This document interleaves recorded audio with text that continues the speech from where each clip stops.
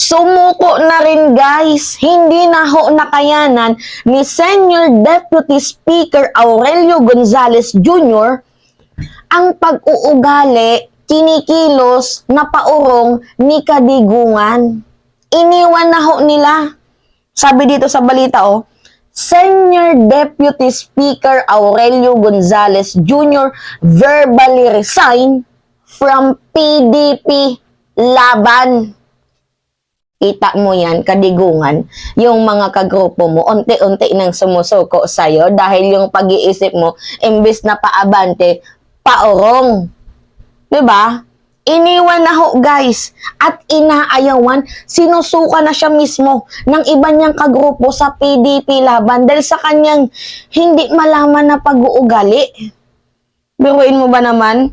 Nag-resign na ho si Senior Deputy Speaker, yung isa sa opisyalis niya na may pinakamataas na ranggo sa PDP Laban dahil treasurer to.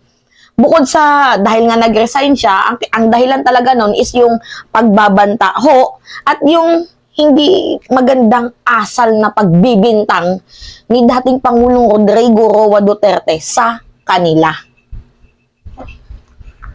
So, para sa akin guys, personally, sino namang hindi mo kaalyado ang hindi maiinis sa ginawa mo?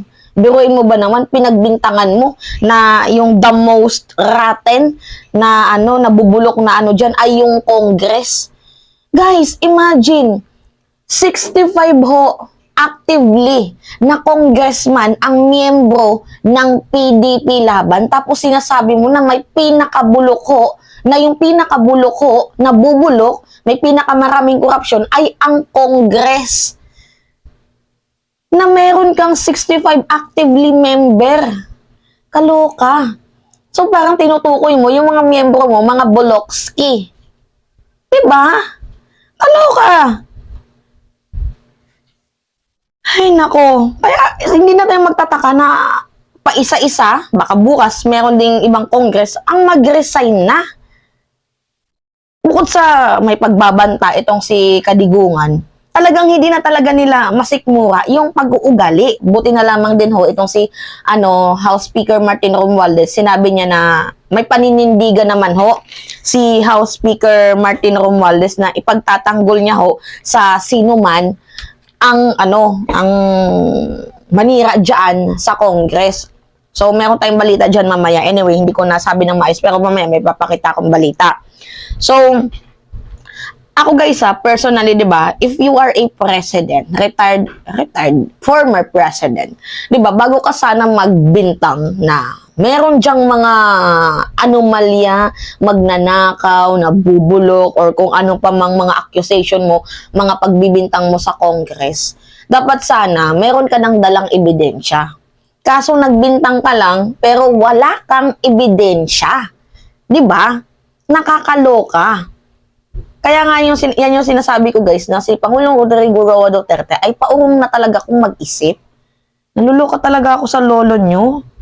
So, goods din kay Romualdez dahil hindi talaga siya nagpasindak sa pananakot ho ni Kadigungan. So ngayon, para basahin lang muna natin tong context Senior Deputy Speaker and Pampanga 3rd District Representative Aurelio Gonzales has unofficially resigned from political party PDP Laban after he pinpoints former President Rodrigo Roa Duterte as the person responsible for degrading and attacking the House.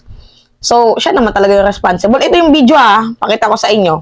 Para meron tayong context na sinabi niya mismo para 'di ba? Kumpleto ho yung content natin ngayon, yung reference natin. Na siya mismo sa bibig niya mismo na lumabas na yung pinakabulok daw ho diyan sa ay yung Congress. Ito yung video. Mag-liquidate ka. Ano yung asking? Mag-liquidation tayo and you will find out what is the most rotten institution dito. You will find out it's Congress. Walang limit ang nila dyan. Walang limit ang nakawan dyan. Walang limit daw ang nakawan dyan. So, asaan yung ebidensya Kasi guys, lahat ng ito nagsimula talaga ito sa confidential funds ni VP Inday na hindi talaga napagbigyan. 'Di ba? Nagsimula yan diyan. Lahat ng hinanakit ni dating Pangulong Rodrigo Roa Duterte ay ang kadahilanan ay yung confidential funds na hindi na ibibigay sa kanyang anak. Sobra-sobra na umaapaw na yung confidential funds nyo. Tapos, 'di ba? Kulang pa ba yun? Na kahit pandemic may 460 million itong si VP Inday. 'Di ba? Na yung pandemic halos walang taong lumalabas noon. Kaloka. Tsaka guys isa sa pinagtataka ko, kung sa part ko lang naman nakakagago lang naman kasi na sinabi niya na pinakabulok daw ang Congress yung pinakabulok daw ho ay ang Congress.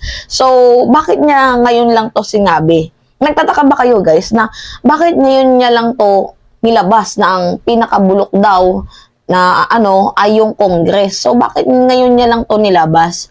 So, bali, ibig sabihin niya, yung term niya ay ang may pinakamalinis na sa konstitusyon. Yung termino niya yung may pinakamalinis na Congress. Yan ba ho yung ibig mong sabihin, kadigungan? Ito guys, yung video ng pag-resign ho ng treasurer ng PDP Laban.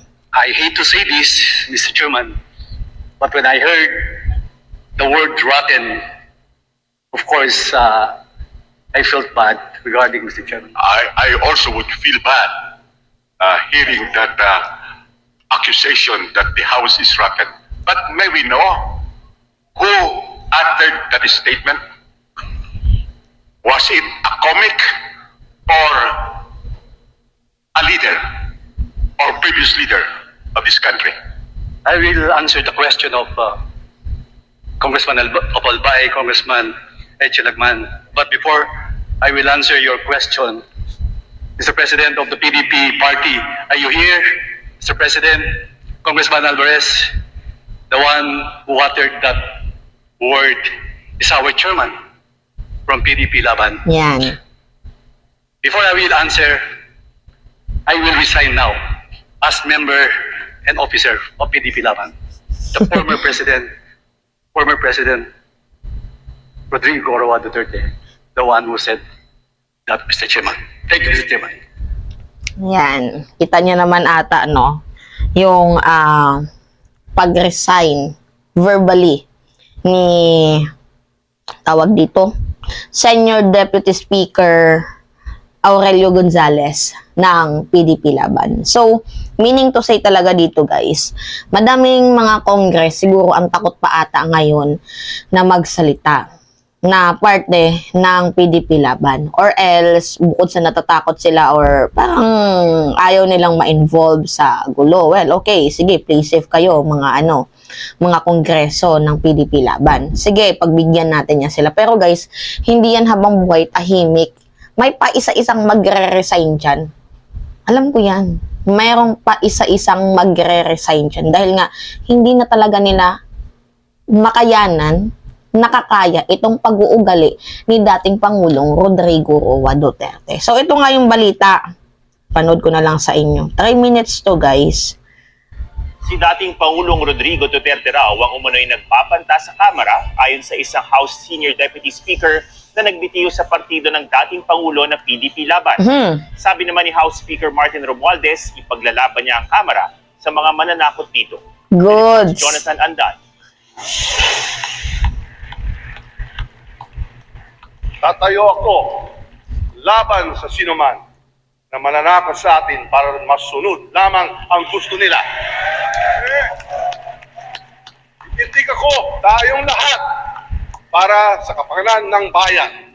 Ito ang bungad ni House Speaker Martin Romualdez sa pagbabalik sesyon ng Kamara ngayong araw. Walang pinangalanan si Romualdez pero sa parehong talumpati, dinepensaan niya ang desisyon ng Kamara na tanggalin sa panukalang 2024 national budget ang confidential funds ng civilian agencies. Di ba, ang tapang talaga ni House Speaker Martin Romualdez. Yan yung gusto ko, yung hindi nagpapasinda. Kumbaga, trabaho lamang, walang personalan. Nagigets nyo, guys? Kabilang sa tanggapan ni Vice President at Education Secretary Sara Duterte. Wala pong personalan dito. Trabaho lang. Pagkatapos ng talumpati, nag-convene ng Kamara bilang Committee of the Whole para i-adopt ang isang resolusyon na sumusuporta kay Romualdez.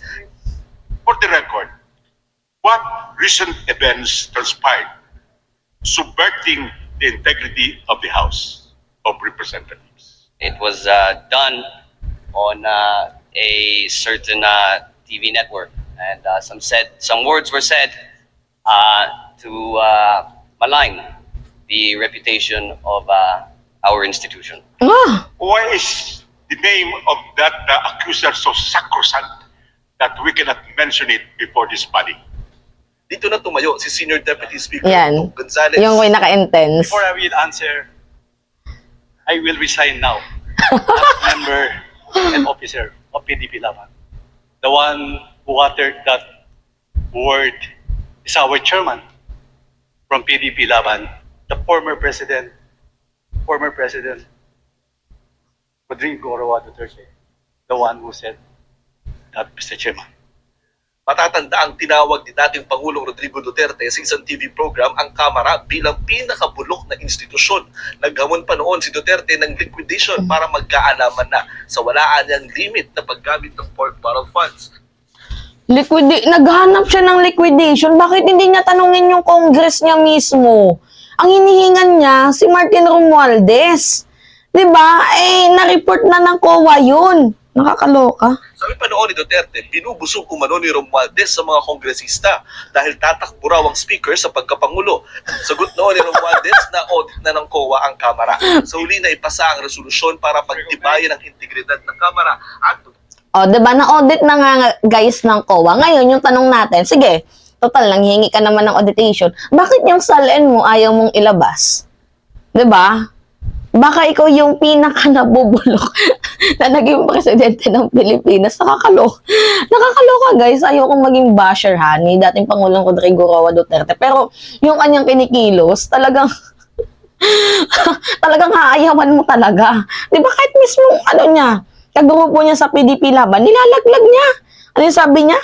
Yung mga Congress daw ho, yung pinakabulok. Di ba? Yung PDP Laban, mayroon hong 65 members na congressman.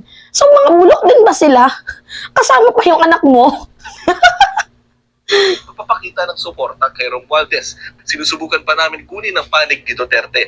Nasa labas naman ng bansa si Deputy Speaker Gloria Macapagal Arroyo na kilalang kalyado ng mga Duterte. Sa isang mensahe mula sa kanyang staff, patuloy na sinusuportahan ni Arroyo ang liderato ni Romualdez.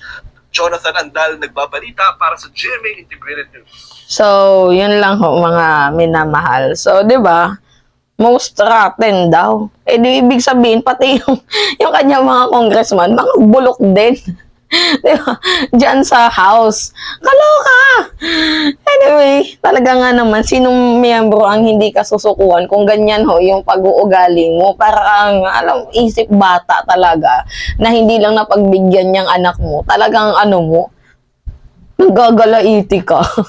Anyway, yun lamang ho guys. At it's me again, si Mima Alicia nyo. Nagbabalik ulit para sa ating panibagong video. So, kaya ako naka-sunglass guys. Kaya ayoko ng kulay white, yung sunglass na nilalagay ko sa mata ko. Kasi nga, masakit sa mata yung ring light ko ngayon. Kaya mas prepared ko yung yung merong kulay para hindi mismo direktang tumatama sa mata ko. Kasi, baka mamaya lumabo yung paningin ko. Yun ho, yung meaning nito. Kaya naka-sunglass ako. Tapos mamaya may magtatanong, where is the sun?